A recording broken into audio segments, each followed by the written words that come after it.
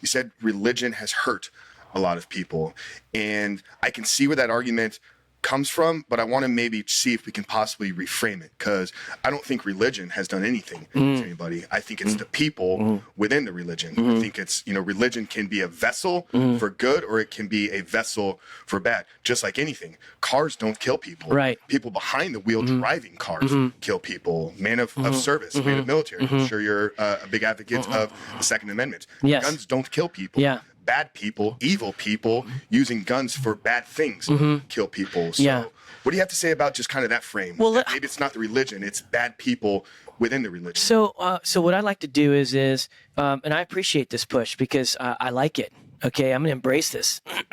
So let's look at Hamas right now and what they did to Israel. Okay, I don't care if you're a Muslim or you're a Christian or you're a Jew. What they did, the raping of children and the killing and women and all that, shooting a 80-year-old grandmother in the head, all right? Stuff like that. There is a doctrine that supports these movements, right? It's their doctrine. It's their doctrine of terrorism. Now, is it man that developed it? Absolutely. Yeah. Absolutely. So I think sometimes when I kind of say religion, it is the doctrines that are established by man.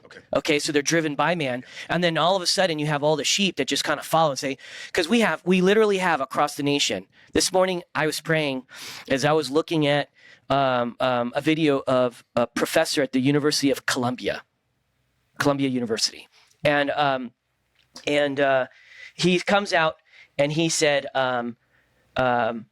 That right now, our institutions of our elite academic institutions, Harvard, Berkeley, NYU, Columbia, that the lead, like the university presidents are not taking a stand against student organizations that are supporting pro-terrorist student organizations.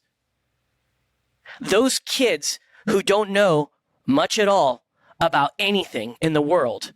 All right, so you got high IQ, you crushed it on the SATs and the ACTs, and you had a really great GPA, and highly probably you had a bunch of wealthy parents that paid for a really great, pre-collegiate school, right? And now you're in Columbia, and now you're standing up and you're like, oh, what Hamas did was right. No, you're wrong.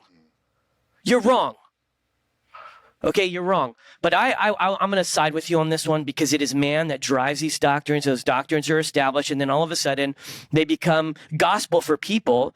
And now it's tainting the young minds and the people around the globe. Anybody who supports what Hamas did is absolutely wrong. Absolutely wrong. There's something wrong with you. Yeah. Right? And so, but I'm with you. Let me just kind of caveat with this. When people, talk about, they'll say something negative about the Christian faith. And normally I'll ask them, well, why?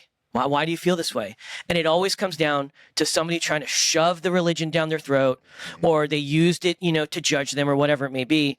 And so then all of a sudden they associate Christianity with something bad, when in all reality, if you just studied the words of Jesus, if you looked at his acts, if you emulate what he did, we're bringing cohesiveness and love, unconditional love.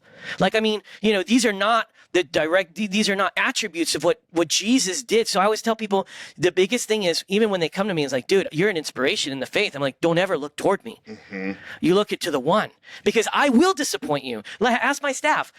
I'm not perfect in my leadership. Yeah. Sometimes I'm not my best, and I upset people.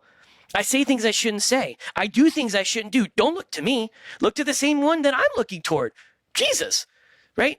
So anyway, but I love what you said, and it definitely. Yeah, and I think I'm an advocate of personal responsibility, and I would probably assume the same is for you as well. I think absolutely. If we're going to change the world, it's going to be done by the individual changing first. And I think, I've seen this play out in just a church that I've been at for 4+ years. We had the removal of a major pastor in our church, and people started to get angry and upset at the church because they began to place the pastor above Christ, or even above the church. They're like, well, if he's gone, we can't be a part of this anymore. It's like, well, he was never the one that we were really here for to begin with. So I appreciate you, allowing me to do that there with you.